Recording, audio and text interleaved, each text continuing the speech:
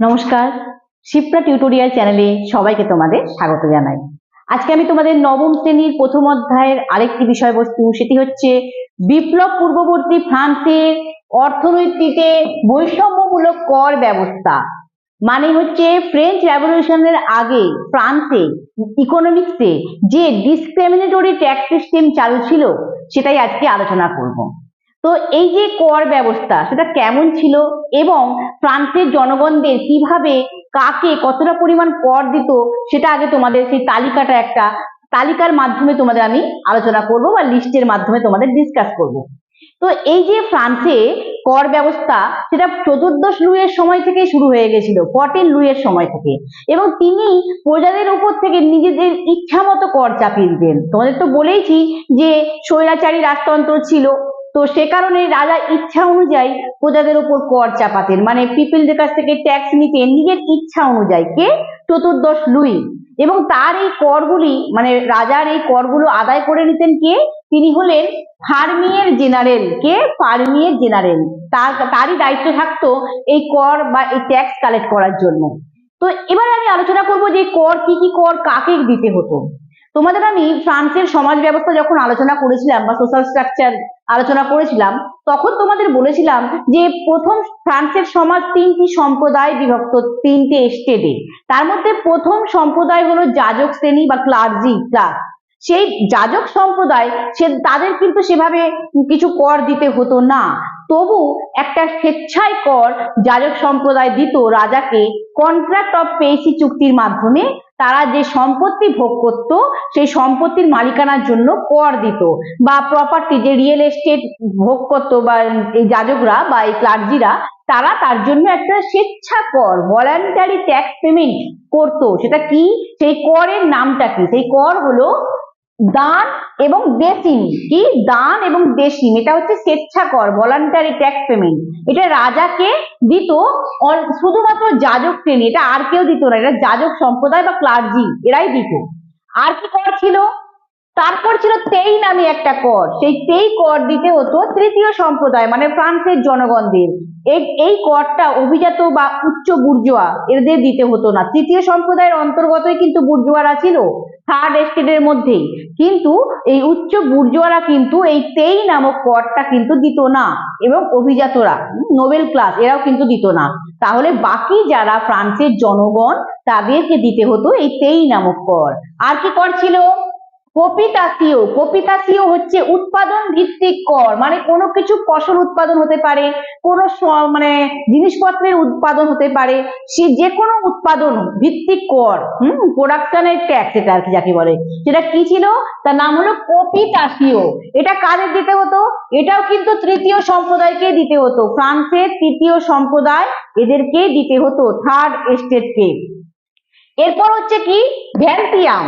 ভ্যান্তিয়াম করটা ছিল ফ্রান্সের জনসাধারণ, গরিব জনসাধারণ বলো, ফ্রান্সের যে তৃতীয় সম্প্রদায় তারা কি করে তাদের যারা সম্পত্তি ভোগ করত, তাই সেই সম্পত্তি সেটা স্থাবর সম্পত্তি মানে রিয়েল এস্টেট হতে পারে, বা যে কোনো অস্থাবর সম্পত্তি মানে যেটা মুভেবল, যেটা এক জায়গা থেকে আরেক জায়গায় যে সম্পত্তি নিয়ে যাওয়া যায়, তাই সেই মুভেবল সম্পত্তি বা অস্থাবর সম্পত্তি এবং রিয়েল এস্টেট মানে স্থাবর সম্পত্তি, জমি বাড়ি গাড়ি এরকম বলা যায় আর কি।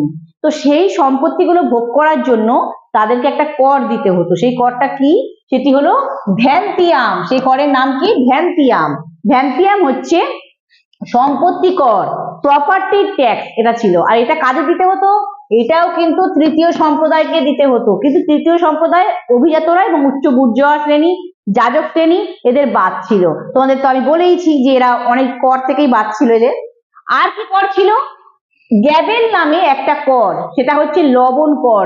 নুনের উপরে ট্যাক্স দিতে হতো, নুনের উপরে কর দিতে হতো নুন খাওয়ার জন্য। ভাবতে পারছো যে গ্যাবেল নামক যে কর, এটা কিন্তু ফ্রান্সের জনগণদের মধ্যে অনেকটা এর বোঝা চাপিয়ে দেওয়া হয়েছিল, এইটা যথেষ্ট বার্ডেন ছিল, এবং এটাই কিন্তু তৃতীয় সম্প্রদায়কে দিতে হতো এই গ্যাবেল।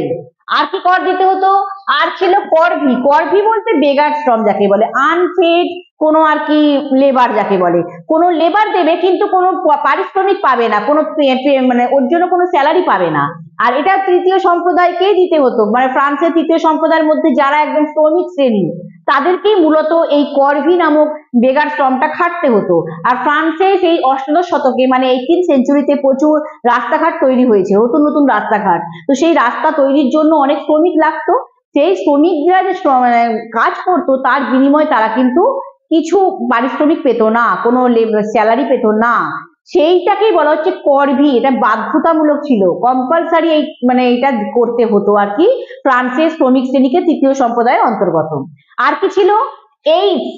এইডস মানে হচ্ছে তোমার যে কোনো তামাকজাত দ্রব্য বা মদ বা মানে হচ্ছে কোনো ভোগ্য পণ্য বস্তু, তামাক, সিগারেট বলতে পারো, মদ বলতে পারো, এই যে জিনিসগুলো, এগুলোর উপরেও কিন্তু এই ফ্রান্সের তৃতীয় সম্প্রদায়কে বা থার্ড এস্টেটকে অনেক কর দিতে হতো। এইডস নামক করটা দিতেই হতো। আর কি কর ছিল? বিম আর তাইপ। বিম আর তাইপ নামে দুটো কর, এটা চার্চকে দিতে হতো, এটাও তৃতীয় সম্প্রদায়কে দিতে হতো। ভাবতে পারছো, সবই কর কিন্তু তৃতীয় সম্প্রদায়কে দিতে হচ্ছে। আরেকটা কর দিতে হতো, সেটা হচ্ছে পেঁয়াজ। পেঁয়াজ নামে একটা কর। সেই পেঁয়াজ করটা হলো যে কোনো, আমাদের সবাই এখানে যে রাস্তাঘাট আমরা পারাপার করতে গেলে আমাদের তো একটা কর দিতে হয় বা ট্যাক্স পেমেন্ট করতে হয়। তখনকার সময় ফ্রান্সেও তাই হতো। পথ পার হওয়া মানে রোড ট্যাক্স যাকে বলে, তার সঙ্গে সঙ্গে সেতু, ব্রিজের উপর ট্যাক্স, এটা আমাদের এখানেও আছে। তার আমাদেরও বর্তমানে আমরা এই ট্যাক্স কিন্তু পেমেন্ট করি, আমরা কিন্তু কর দিই। রাস্তার কর, ব্রিজের কর বা সেতুর কর বা খেয়া পারাপার, নদী পারাপার বা সমুদ্র পারাপার, ফেরি ক্রসিং যাকে বলে, তার জন্য ট্যাক্স দিতে হতো। আর সেই ট্যাক্সটাকেই বলা হতো পেঁয়াজ। সেই করের নাম কি? পেঁয়াজ। এটাও কিন্তু তৃতীয় সম্প্রদায়কে দিতে হতো। আরো সামন্ত প্রভুকে দিতে হতো, কৃষকদেরকে দিতে হতো, সামন্ত প্রভুকে অনেক রকম কর। তো এই যে কর, এই করগুলো আদায় করতো রাজা প্রত্যক্ষভাবে, ডাইরেক্ট ভাবে নিজে নিজে কালেক্ট করতো। তার সঙ্গে সঙ্গে কিছু কর্মচারী ছিল যারা প্রশাসনে নিযুক্ত ছিল, অ্যাডমিনিস্ট্রেটিভ সিস্টেমের মধ্যে এমপ্লয়িরা অ্যাপয়েন্টেড ছিল। তারা কারা কারা? তারা হলো ত্রেত, গেলু, এরা এরকম কর্মচারীরা, এরা পরোক্ষভাবে ইনডাইরেক্টলি রাজার হয়ে কর আদায় করত। তো এই হলো কর ব্যবস্থা। এই কর ব্যবস্থা তোমাদের আমি তালিকার মাধ্যমে বোঝালাম।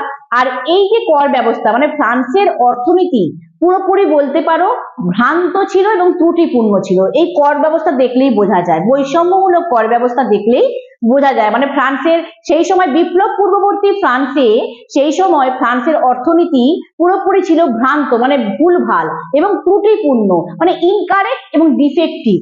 এবং এই যে মানে ফ্রান্সের টোটাল 3টে সম্প্রদায়, তার মধ্যে ফ্রান্সের মোট মানে যে সম্পত্তি ছিল তার 95% সম্পত্তি ভোগ করত কিন্তু এই প্রথম দুটি সম্প্রদায়, মানে ফার্স্ট দুটো এস্টেট। তাই এরা কিন্তু সুবিধা ভোগী শ্রেণী ছিল, এরা কি করতো? সুবিধা ভোগ করতো। আর তৃতীয় সম্প্রদায় বা থার্ড এস্টেটের যারা অন্তর্ভুক্ত ছিল তারা ছিল সুবিধাহীন শ্রেণী বা বঞ্চিত শ্রেণী। এরা মাত্র 5% মানে 5%, অনলি 5% প্রপার্টি মালিকানা ভোগ করতো, আর ওরা ভোগ করতো 95%। ভাবতে পারছো, মানে 95%। কিন্তু ট্যাক্স দিতে হতো বা কর দিতে হতো পুরোপুরি উল্টো, মানে 5% কর দিতে হতো এই প্রথম দুটি সম্প্রদায়কে, আর 95% কর বা 95% ট্যাক্স দিতে হতো এই তৃতীয় সম্প্রদায়কে মানে থার্ড এস্টেটকে। এই যে বৈষম্যমূলক একটা কর ব্যবস্থা, একটা ডিসক্রিমিনেটরি একটা ট্যাক্স সিস্টেম সেই সময় চালু ছিল, তাকেই ব্যাখ্যা করতে গিয়ে বা এক্সপ্লেন করতে গিয়ে বিখ্যাত ব্রিটিশ অর্থনীতিবিদ অ্যাডাম স্মিথ, বিখ্যাত ব্রিটিশ অর্থনীতিবিদ অ্যাডাম স্মিথ তার ওয়েলথ অফ নেশনস এই গ্রন্থে তিনি বলেছেন যে ফ্রান্স ছিল সেই সময় ভ্রান্ত অর্থনীতির জাদুঘর। ফ্রান্স ছিল সেই সময় বিপ্লব পূর্ববর্তী ফ্রান্স, সেটা ছিল ভ্রান্ত অর্থনীতির জাদুঘর। মানে হচ্ছে একটা museum economic errors, A museum of economic errors, মানে একটা ভ্রান্ত অর্থনীতি মানে ভুলভাল অর্থনীতি ব্যবস্থাটা পুরোপুরি ভুলভাল ছিল, তারই একটা জাদুঘর, যেটা কে বলেছেন? Adam Smith. এই যে বৈষম্যমূলক কর ব্যবস্থাকে ব্যাখ্যা করার জন্যই। আরেকটা প্রবাদ সেই সময় চালু ছিল এই কর ব্যবস্থাকে দেখে, যে তখনকার সময় ছিল যে the novels fight, the clergy press and people pay. Novels fight, novels মানে অভিজাতরা, তারা তো ফাইট করে মানে যুদ্ধ করতো, তাদের কাজ ছিল তাদের যুদ্ধ করা। আর কি ছিল? ক্লার্জি প্রেস, ক্লার্জি মানে যাজক সম্প্রদায় বা প্রথম সম্প্রদায়, তারা শুধু প্রে করবে, ভগবানের প্রার্থনা করবে, এটাই তাদের কাজ ছিল। আর পিপল পে মানে হচ্ছে ফরাসির যে যত জনগণ ছিল বা জনসংখ্যা ছিল তারা শুধু পে করবে, ট্যাক্স পে করবে, কর দেবে। এটাই যেন ছিল ফ্রান্সের অর্থনীতিতে সেই সময় ইকোনমিক সিস্টেমটাই এরকম ছিল। আর এই যে ত্রুটিপূর্ণ অর্থনৈতিক অবস্থা মানে একটা ডিফেক্টিভ ইকোনমিক সিস্টেম, তার সঙ্গে ফ্রান্সের রাজাদের রাজ পরিবারগুলোর বিলাসিতা মানে রাজার রয়্যাল ফ্যামিলির যে মেম্বাররা ছিল তারা খুবই লাক্সারি লাইফ লিড করতো। তার সঙ্গে বিভিন্ন রকম যুদ্ধনীতিতে জড়িয়ে পড়া রাজাদের মধ্যে, যুদ্ধ করা একে অপরের অন্যান্য দেশের সঙ্গে, তার ফলে প্রশাসনে অনেক খরচ বেড়ে যায়, অ্যাডমিনিস্ট্রেটিভ ক্ষেত্রে অনেক মানে খরচা বেড়ে যায়, তার ফলে রাজপ্রস্থ শূন্য হয়ে যায়, ট্রেজারি পুরো ফাঁকা হয়ে যায়। তার ফলে অষ্টাদশ শতাব্দীর শেষের দিকে আর কি 18th সেঞ্চুরি শেষের দিকে তখন কিন্তু এই ফ্রান্সের রাজতন্ত্র বা ফরাসি রাজতন্ত্র তারা কিন্তু যথেষ্ট অর্থনৈতিক সংকটের মধ্যে পড়ে, ইকোনমিক ক্রাইসিসের মধ্যে পড়ে। কেন এত বিলাসিতা, এত যুদ্ধ আর এই ধরনের বৈষম্যমূলক কর ব্যবস্থা, এই সবই একটা অর্থনীতিকে সংকটের মধ্যে ফেলে, ইকোনমিক সিস্টেম পুরোপুরি একদম সংকটে ক্রাইসিসে পড়ে যায়। তো এই যে বৈষম্যমূলক কর ব্যবস্থা, এই যে এতটা মানে বৈষম্য, একটা কর ব্যবস্থা যেখানে তৃতীয় সম্প্রদায়কে শুধু কর দিয়ে যেতে হতো, প্রথম দুটি সম্প্রদায় সমস্ত সুযোগ সুবিধা ভোগ করতো আর তৃতীয় সম্প্রদায় শুধু কর দিত, কোনো সুবিধা ভোগ করতে পারতো না। এই যে বৈষম্য, এটা একটা সময় মানে তৃতীয় সম্প্রদায়কে ক্ষুব্ধ করে তোলে, ভীষণ প্রচন্ড পরিমাণে রাগিয়ে তোলে, এবং সেটারই পরিণতি কিন্তু একটা হয় কি বিপ্লব। তারই পরিণতি কি ফ্রান্সের ফরাসি বিপ্লব, যেটা একদিনে হয়নি, বহুদিনের এই কষ্ট সহ্য শক্তি যখন বাঁধ ভেঙে যায় তখন হয়। তাই আমরা বলতে পারি কি যে ফ্রান্সের এই ফরাসি বিপ্লব ঘটার ক্ষেত্রে এই যে অর্থনৈতিক অবস্থা, ভ্রান্ত অর্থনৈতিক অবস্থা, বৈষম্যমূলক কর ব্যবস্থা, এটা কিন্তু অনেকখানি দায়ী ছিল। তো এইখানে আমি আমার এই বিষয়ের আলোচনা শেষ করছি।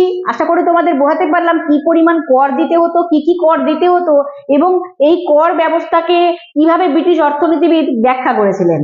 তো এখানেই আমি আমার এই বিষয়ে আলোচনা শেষ করছি। আর আলোচনা শেষে তোমাদের বলতে চাই, যারা এখনো শিপ্রা টিউটোরিয়াল চ্যানেল সাবস্ক্রাইব করোনি তারা চ্যানেলটা সাবস্ক্রাইব করে নাও, আর পাশে থাকা বেল আইকনটি অবশ্যই প্রেস করো, তাহলে নোটিফিকেশন পাবে। তো আর যারা দেখছো তারা তোমাদের বন্ধুদের মধ্যে অবশ্যই শেয়ার করো, তাহলে তারাও উপকৃত হবে। তো এখানে আমি আমার আলোচনা শেষ করছি। নমস্কার।